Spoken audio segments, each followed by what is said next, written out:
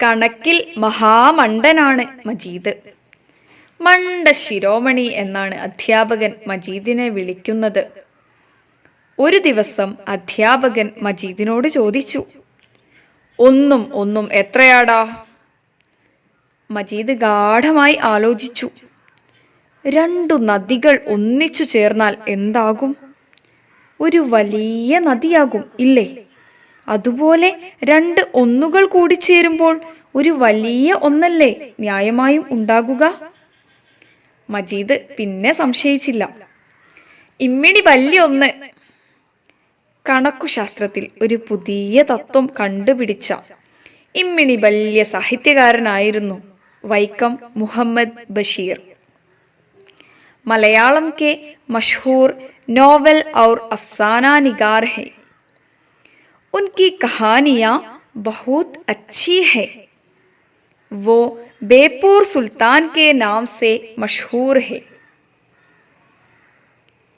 उनकी पैदाइश 5 जुलाई 1908 में वैकम के तलयोलपरंब गांव में हुई।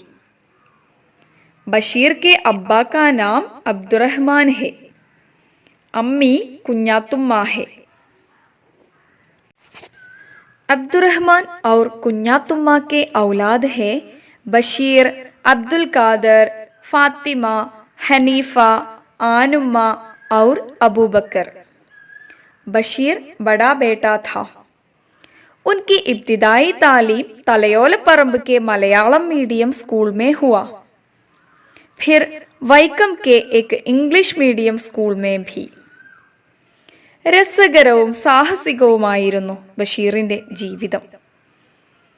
കേരളത്തിലെത്തിയ ഗാന്ധിജിയെ കാണാൻ വേണ്ടി 5ാം ക്ലാസ്സിൽ പഠിക്കുന്ന കാലത്ത് വീട്ടിൽ നിന്നും ഒളിച്ചോടിയതാണ് ബഷീറിന്റെ ജീവിതത്തിൽ വഴിത്തിരിവായത്.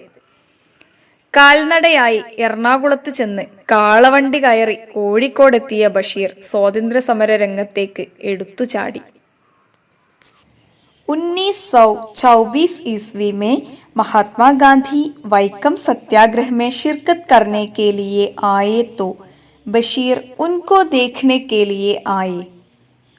वो वैकम में वाक़ गांधी सत्याग्रह आश्रम में हर रोज जाया करते थे. 1924 മഹാത്മാഗാന്ധി വൈക്കം സത്യാഗ്രഹത്തിൽ പങ്കെടുക്കുവാൻ കേരളത്തിലെത്തി. ബഷീർ വൈക്കത്ത് സ്ഥിതി ചെയ്തിരുന്ന ഗാന്ധി സത്യാഗ്രഹ ആശ്രമത്തിൽ സ്ഥിരമായി ചെല്ലാറുണ്ടായിരുന്നു.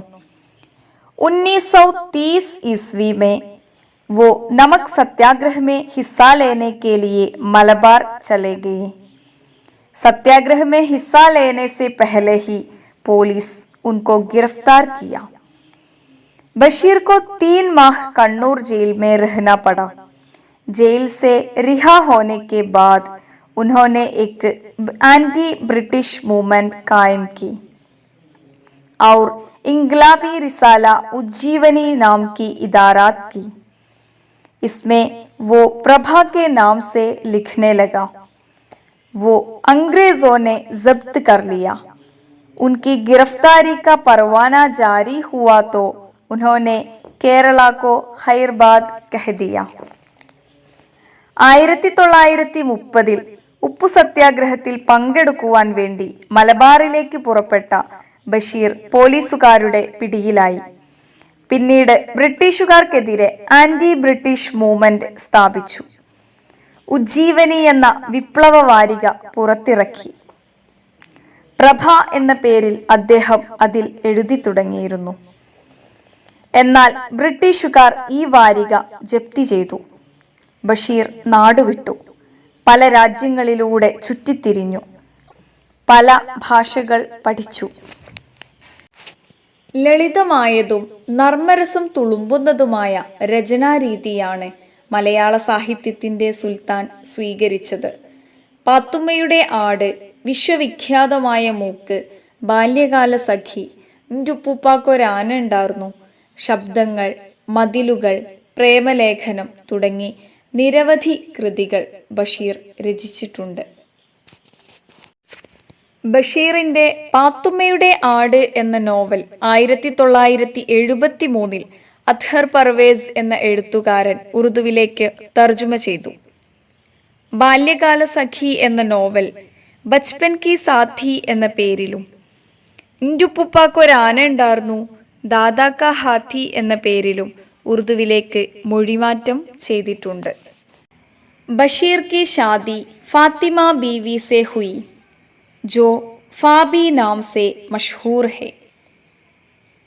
ബഷീറിന്റെ രചനകളായ നീലവെളിച്ചം, മതിലുകൾ, ബാല്യകാല സഖി തുടങ്ങിയവ സിനിമയാക്കപ്പെട്ടിട്ടുണ്ട്. 1982 അദ്ദേഹത്തിന് പത്മശ്രീ ലഭിച്ചു. കേന്ദ്ര സാഹിത്യ അക്കാദമി ഫെലോഷിപ്പ്, കേരള സാഹിത്യ അക്കാദമി ഫെലോഷിപ്പ്, കാലിക്കറ്റ് യൂണിവേഴ്സിറ്റിയുടെ ഡോക്ടർ ഓഫ് ലെറ്റേഴ്സ് ബിരുദം, ലളിതാംബിക അന്തർജനം അവാർഡ്, മുട്ടത്തുവർക്കി അവാർഡ്, വള്ളത്തോൾ പുരസ്കാരം തുടങ്ങി നിരവധി അംഗീകാരങ്ങൾ നേടിയിട്ടുള്ള ഈ മഹാപ്രതിഭ 1994 ജൂലൈ 5 ഓർമ്മയായി.